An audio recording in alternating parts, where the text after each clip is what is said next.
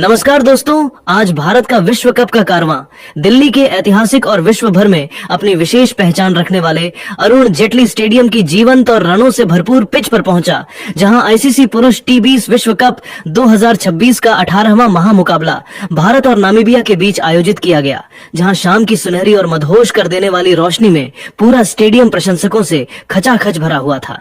भारतीय कप्तान सूर्य कुमार यादव ने टॉस के उस निर्णायक समय पर अपनी असाधारण कप्तानी सूझबूझ का परिचय देते हुए टॉस जीतकर पहले बल्लेबाजी करने का एक अत्यंत साहसी और रणनीतिक रूप से आक्रामक निर्णय लिया, ताकि वे नामीबिया के गेंदबाजों को शुरुआती दबाव में ला सकें और उनके सामने रनों का एक ऐसा विशाल अंबार लगा सकें जिसे पार करना उनके लिए किसी डरावने सपने जैसा और नामुमकिन हो जाए।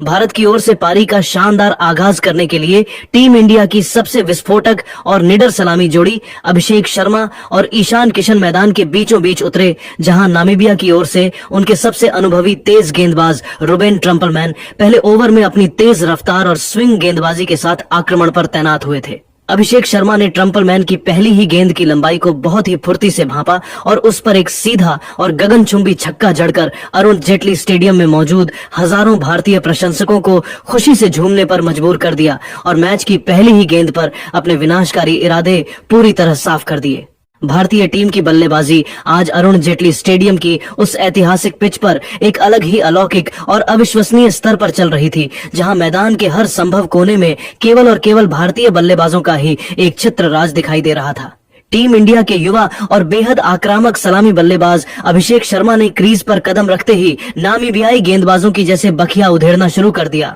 और उनके आत्मविश्वास को पूरी तरह से चकनाचूर करते हुए मात्र 25 गेंदों पर अपना एक ऐतिहासिक और बिजली की रफ्तार वाला अर्धशतक पूरा किया। अभिषेक शर्मा अपनी इस प्रचंड लय को और भी खतरनाक स्तर पर ले गए, जिसके बाद वह 30 गेंदों पर 65 रनों की एक प्रलयकारी और विनाशकारी पारी खेलकर आउट हो गए। उनकी इस आतिशी पारी में 6 कड़क चौके और 5 शानदार गगनचुंबी छक्के शामिल थे, जिससे स्टेडियम में मौजूद प्रशंसकों का जोश 7वें आसमान पर पहुंच गया था। अभिषेक शर्मा के आउट होने के बाद जब विपक्षी टीम को लगा कि शायद अब रनों की रफ्तार पर थोड़ी लगाम लगेगी, तभी क्रीज पर आए भारतीय क्रिकेट के नए चमकते सितारे तिलक वर्मा ने भी नामीबिया के थके हुए गेंदबाजों पर रत्ती भर भी रहम नहीं दिखाया और आते ही पहली गेंद से अपने इरादे स्पष्ट कर दिए।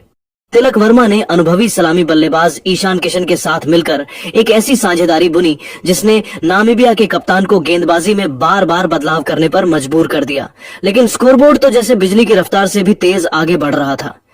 इन दोनों बल्लेबाजों ने मिलकर टीम के स्कोर को बहुत ही कम समय में 150 रनों के जादुई आंकड़े के पार पहुंचा दिया, जहां ईशान किशन खेल के 12वें ओवर में अपना बहुमूल्य विकेट गंवा बैठे। ईशान किशन ने अपनी इस पारी के दौरान विकेटों के बीच अपनी तेज और किसी भूखे चीते जैसी फुर्तीली दौड़ लगाते हुए नामीबियाई क्षेत्र रक्षकों को पूरी तरह से थका दिया और वह 35 गेंदों पर 55 रनों की एक बहुत ही महत्वपूर्ण और धैर्यपूर्ण अर्धशतकीय पारी बनाकर आउट हो गए। ईशान किशन की इस शानदार और सूझबूझ भरी पारी में 4 कड़क चौके और 3 शानदार छक्के शामिल थे, जिससे भारतीय टीम एक बहुत ही मजबूत और अभेद्य स्थिति में पहुंच चुकी थी, जहां से एक विशाल स्कोर की नींव पूरी तरह से रखी जा चुकी थी। दिल्ली की गर्मी के बीच ईशान और तिलक की इस जुगलबंदी ने नामीबिया के गेंदबाजी आक्रमण की हर रणनीति को पूरी तरह से विफल साबित कर दिया था और स्टेडियम इंडिया इंडिया के नारों से पूरी तरह गूंज उठा था। भारतीय पारी के अंतिम ओवरों में जब रनों की बारिश अपनी चरम सीमा पर पहुंच चुकी थी और दिल्ली की हवा में केवल गेंद के बल्ले से टकराने की गूंज सुनाई दे रही थी, तब भारतीय कप्तान सूर्य कुमार यादव और नए युग के महान फिनिशर रिंकू सिंह की जोड़ी ने मैदान के बीचों बीच कदम रखा। इन दोनों बल्लेबाजों ने नामीबिया के थके हुए और पस्त हो चुके गेंदबाजों का जैसे कत्लेआम करना शुरू कर दिया और मैदान के हर संभव और असंभव कोने में बाउंड्री की एक ऐसी भीषण और प्रलयकारी बौछार कर दी, जिसे देख विपक्षी टीम के कप्तान और क्षेत्र रक्षकों के हौसले पूरी तरह पस्त और धराशायी हो गए।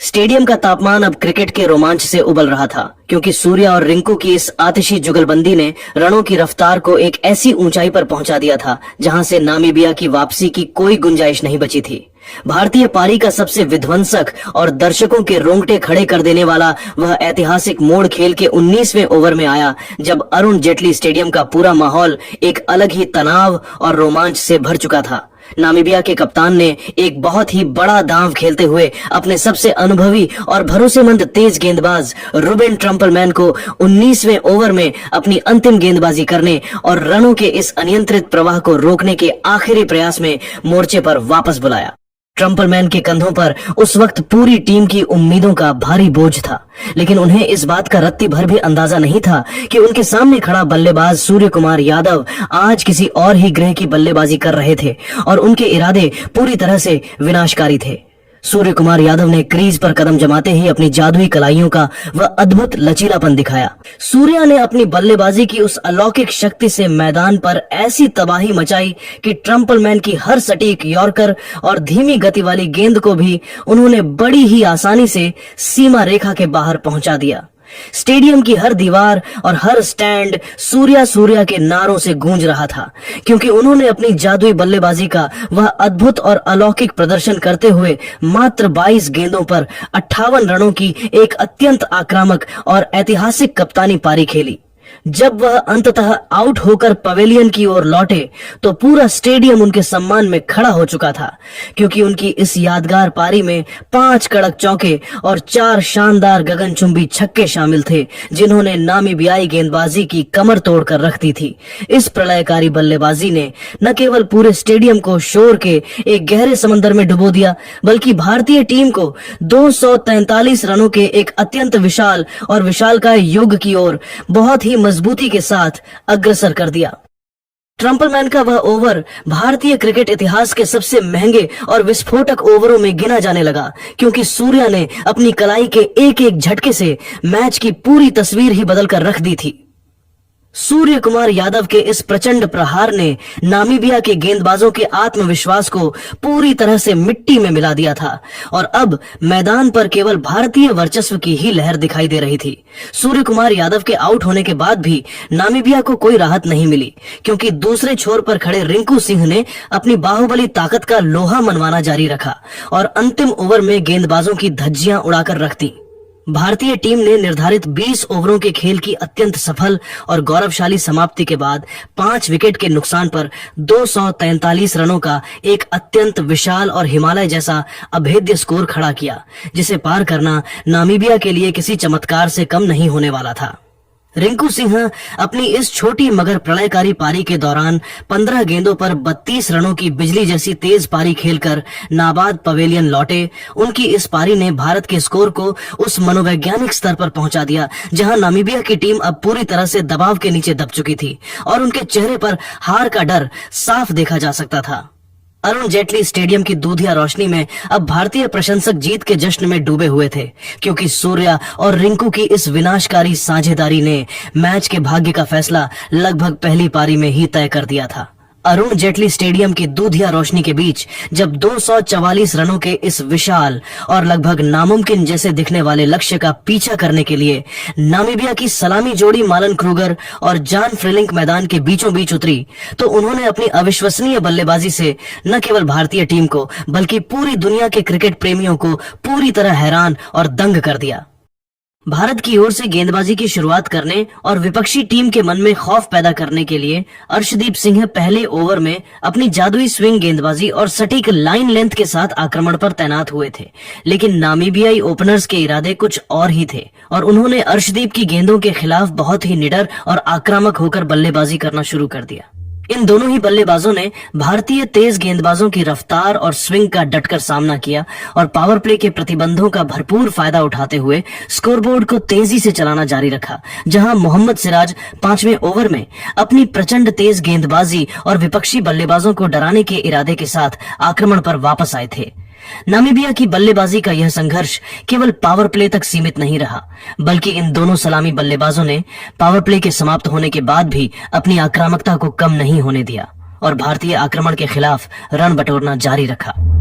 खेल के पहले हाफ यानी 10 ओवरों के खेल की निर्धारित समाप्ति तक नामीबिया की टीम ने क्रिकेट जगत को चौंकाते हुए बिना किसी विकेट के नुकसान पर 75 रनों का एक बहुत ही शानदार और मजबूत स्कोर बोर्ड पर टांग दिया था। इस समय क्रीज पर मालन क्रूगर 32 रन पर नाबाद थे और उनके जोड़ीदार जॉन फ्रिलिंक 41 रन पर नाबाद रहकर भारतीय गेंदबाजों के लिए एक बड़ी चुनौती बने हुए थे, जिससे मैच में रोमांच अपने चरम पर पहुंच गया था। अरुण जेटली स्टेडियम में मौजूद हजारों भारतीय प्रशंसक जो अब तक अपनी टीम की जीत सुनिश्चित मान रहे थे, वे अब पूरी तरह से खामोश और शांत हो गए थे, क्योंकि नामीबिया की यह जोड़ी एक बहुत बड़े उलटफेर की उम्मीद जगा रही थी। मैच के इस नाजुक मोड़ पर जब भारतीय खेमे में बेचैनी बरआच रही थी, तभी कप्तान सूर्य कुमार यादव ने अपनी कप्तानी सूझबूझ का परिचय दिया और जादुई स्पिनर वरुण चक्रवर्ती को मोर्चे पर लगाने का फैसला किया। वरुण चक्रवर्ती 11वें ओवर में अपनी रहस्यमयी फिरकी गेंदबाजी और चतुर विविधताओं के साथ आक्रमण पर तैनात हुए और उन्होंने अपनी जादुई फिरकी का ऐसा कमाल दिखाया कि पहली ही गेंद पर शानदार लय में दिख रहे जॉन फ्रिलिंक को पूरी तरह चकमा देते हुए बोल्ड कर दिया। जॉन फ्रिलिंक वरुण की उस घूमती हुई गेंद पर एक आक्रामक स्वीप शॉट खेलने के प्रयास में 38 गेंदों पर 48 रनों की एक अत्यंत साहसी और जुझारू पारी बनाकर आउट हो गए। उनकी इस पारी में 5 कड़क चौके और एक शानदार छक्का शामिल था, जिसने नामीबिया को एक ऐतिहासिक शुरुआत दिलाई थी। जॉन फ्रिलिंक के पवेलियन लौटते ही नामीबियाई टीम के आत्मविश्वास में दरार आ गई और यहां से उनकी पूरी पारी जैसे ताश के पत्तों की तरह बिखरने और ढहने लगी। भारतीय गेंदबाजों ने अब मैच पर अपना पूर्ण और कड़ा नियंत्रण बना लिया था और रनों की रफ्तार पर पूरी तरह अंकुश लगा दिया था, जहां अनुभवी अक्षर पटेल 13वें ओवर में अपनी अत्यंत सटीक स्पिन गेंदबाजी और नियंत्रण के साथ मोर्चे पर तैनात हुए। अक्षर पटेल ने अपनी चतुराई भरी गेंदबाजी से दूसरे सेट बल्लेबाज मालन क्रूगर को भी अपनी फिरकी के जाल में उलझा लिया और उन्हें चकमा देकर पवेलियन की राह दिखा दी, जिससे मालन क्रूगर एक बड़ा हवाई शॉट खेलने के प्रयास में 42 गेंदों पर 45 रनों की एक अत्यंत महत्वपूर्ण पारी बनाकर आउट हो गए। उनकी इस पारी में 4 कड़क चौके और एक शानदार छक्का शामिल था। नामीबिया की टीम अब पूरी तरह बैकफुट पर आ चुकी थी और भारतीय टीम अब अपनी जीत की कहानी लिखने के लिए पूरी तरह तैयार नजर आ रही थी।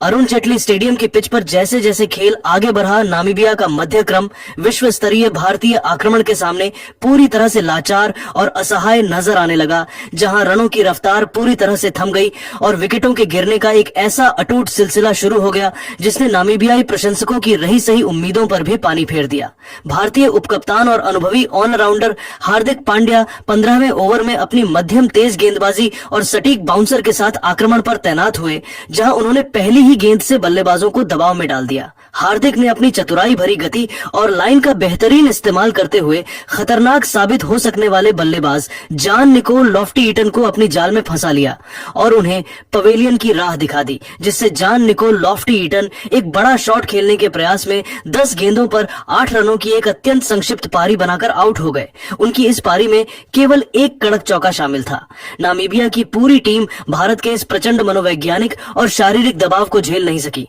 और उनके निचले क्रम के बल्लेबाजों के पास भारतीय तेज गेंदबाजों की रफ्तार का कोई ठोस जवाब नहीं था।